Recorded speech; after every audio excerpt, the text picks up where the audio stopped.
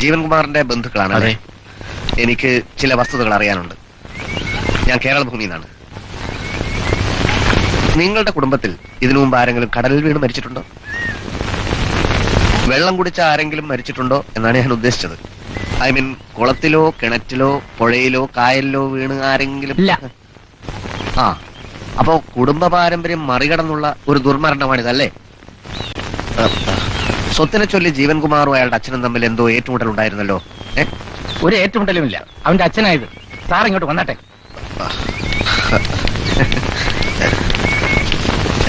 ഇവിടെ നിൽക്ക്. ഒരാള് മരിച്ചിട്ട് അയാളുടെ അച്ഛനും സ്വന്തക്കാരും നിൽക്കുമ്പോഴാണോടോ തന്റെ ഈ ചൊറിഞ്ഞ ചോദ്യങ്ങൾ ചോദിക്കല്? തടി കേടാക്കാതെ പെട്ടെന്ന് സ്ഥലം വിട്ടോ.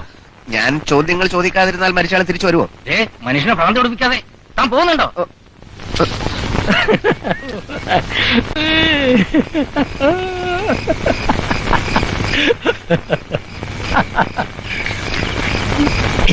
നന്നായി. കഷ്ടം. എനിക്ക് അപ്പോഴേ അറിയാമായിരുന്നു ഇത് ഇങ്ങനെ നടക്കൂന്നു. ചങ്ക് കയറി താണ്ടോ മാടാതട പ്രഭാകര.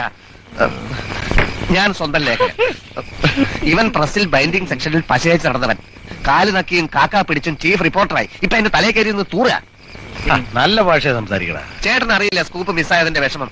ഇന്ന് ബീച്ചിൽ വെച്ച് ഡെഡ് ബോഡി കാണാൻ പോലും സമ്മതിക്കാതെ ഇവൻ എന്നെ ബ്ലോക്ക് ചെയ്തു. ബ്ലോക്ക് ചെയ്യാൻ ഞാനാരാ? ബുൾഡോസറോ? നിനക്ക് ശവത്തിന്റെ കൂടെ കയറി കിടക്കായിരുന്നില്ലേ? അവര് കൊണ്ടുപോയി വെട്ടി നുറുക്കി തുണ്ടമായി പോസ്റ്റ്മോർട്ടം ചെയ്തിരുന്നേലേ ഡബിൾ സ്കൂപ്പ് ആയിരുന്നേനെ. നിന്നെ പോസ്റ്റ്മോർട്ടം ചെയ്ത് ദഹിപ്പിച്ചാലും നിന്റെ ഐഗോ നിന്നെ വിട്ട് പോവില്ല. അത് നിന്റെ രക്തത്തിൽ അഴിഞ്ഞു. രക്തം രക്തത്തെ തിരിച്ചറിയുന്നത് ഒരുതരം വയലന്റ് കമ്മ്യൂണിക്കേഷൻ കൂടെ ആകരുത്.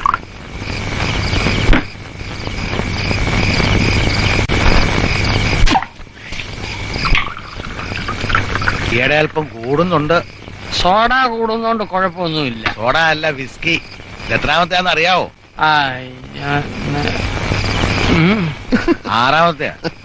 ചുമ്മാ കിട്ടുകയാണെങ്കിലേ ഒരു ഡൂക്കിലി പത്രക്കാരന് 6 അല്ല 60 വരെ ആവാം. എടാ ശിവ, ഞാൻ നീയും ഡൂക്കിലി പത്രക്കാരൻ. പക്ഷെ ചേട്ടൻ ആരാ? സർവീസിലുണ്ടായിരുന്നെങ്കിൽ ഇന്ന് ചീഫ് സെക്രട്ടറിയാ. തന്റെ പുല്ലരിക്ക് വേണ്ടടാ ചൂലേ എന്ന് പറഞ്ഞ് ഇറങ്ങി പോന്നു. എവിടെ നിന്ന്? IAS കാരന്റെ കസേര. അങ്ങനെയുള്ള ചേട്ടൻ എന്നെ തെറ്റിദ്ധരിക്കണം. എനിക്ക് ചേട്ടനോട് മാപ്പ് പറയണം. ചേട്ടന്റെ കാല് ചേട്ടാ, ഇനി ഞാൻ ഇവിടെ നിന്നാൽ എന്റെ സമാധാനം തെറ്റിപ്പോകും. നമുക്ക് നാളെ കാണാൻ കൂട്ടാ. ഈ സാധനം വെച്ചിട്ട് ചേട്ടന്റെ കാര്യം ബന്ധമുണ്ടോ?